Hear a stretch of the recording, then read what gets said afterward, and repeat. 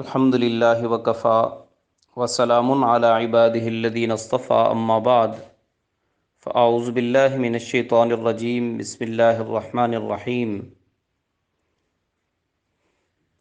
عن ابی ہریرہ رضی اللہ تعالی عنہ قال قال رسول اللہ صلی اللہ علیہ وسلم قال اللہ تبارک و تعالی الصوم لی وانا اجزی بہ یدع شہوتہ وطعامہ من اجلی او کما قال النبی صلی اللہ علیہ وسلم اللہم صلی علی سیدنا محمد وعلی آل سیدنا محمد وبارک وسلم۔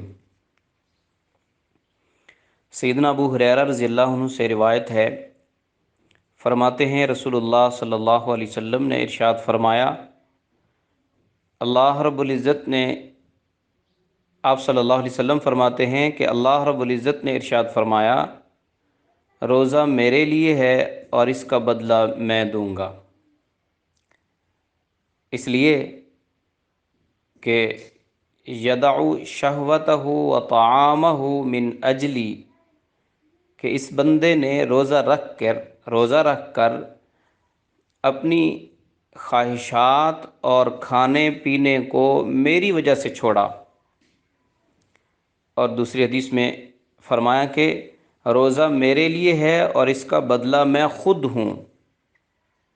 یہ حدیث قدسی ہے کہ اللہ رب العزت ارشاد فرماتے ہیں میرے لیے روزہ ہے۔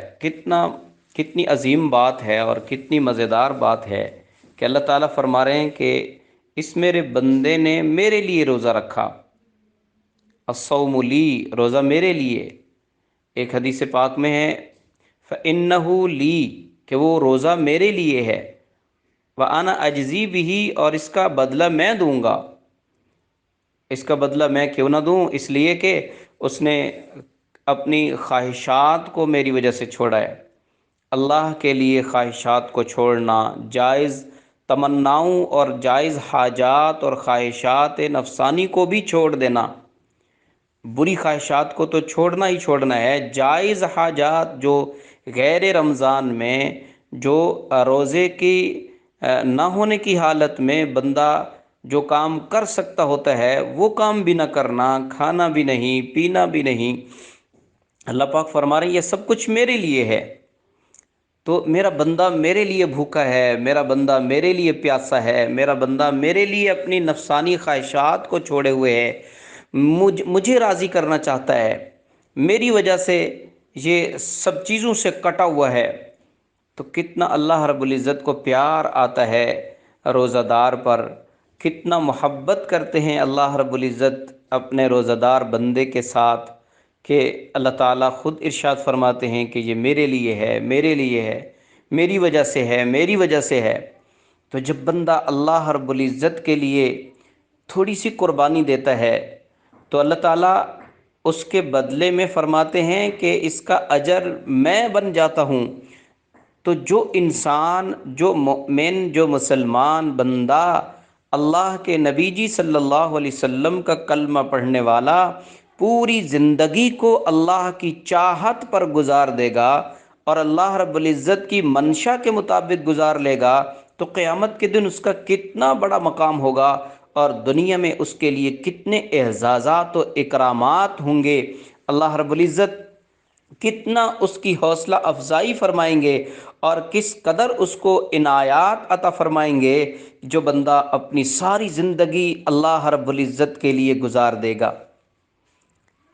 ایک روزہ گزارنا، ایک مہینے کے روزے رکھنا، اس پر اللہ کو اتنا پیار آ رہا ہے کہ اللہ فرما رہے ہیں میری وجہ سے چھوڑا، میری وجہ سے چھوڑا، میری وجہ سے کیا۔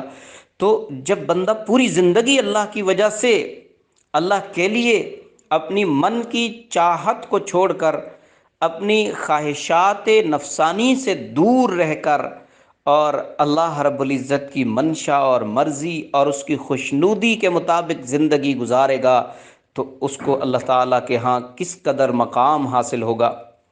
اللہ تعالیٰ سے دعا ہے رب العزت ہمیں، اور یاد رکھیں کہ رمضان پوری زندگی گزارنے کا ایک عملی نمونہ اور ریہرسل کا مہینہ ہے۔ یہ تجربے کا مہینہ ہے، ٹریننگ کا زمانہ ہے کہ بندے کو چاہیے کہ اسی طرح پوری زندگی اللہ کی منشا اور مرضیات کے مطابق زندگی گزارے۔ اللہ تعالیٰ سے دعا ہے رب العزت ہمیں اپنی مرضی کے مطابق اور اپنی چاہت کے مطابق جیسے اللہ چاہتے ہیں ویسے ہمیں زندگی گزارنے کی توفیق عطا فرمائیں۔ اور اللہ تعالیٰ سے دعا ہے رب العزت ہمارے روزوں کو، تراویح کو اور ہماری عبادات جو ٹوٹی پھوٹی ہیں اسے محض اپنے لیے اپنی بارگاہ عالیہ میں قبولیت عطا فرما دیں اور ہم سے راضی ہو جائیں اور ہماری خطاؤں اور گناہوں سے درگزر فرما دیں اور اپنے بخشے ہوئے بندوں میں شامل فرمائیں۔ وآخر دعوانا ان الحمد للہ رب العالمین۔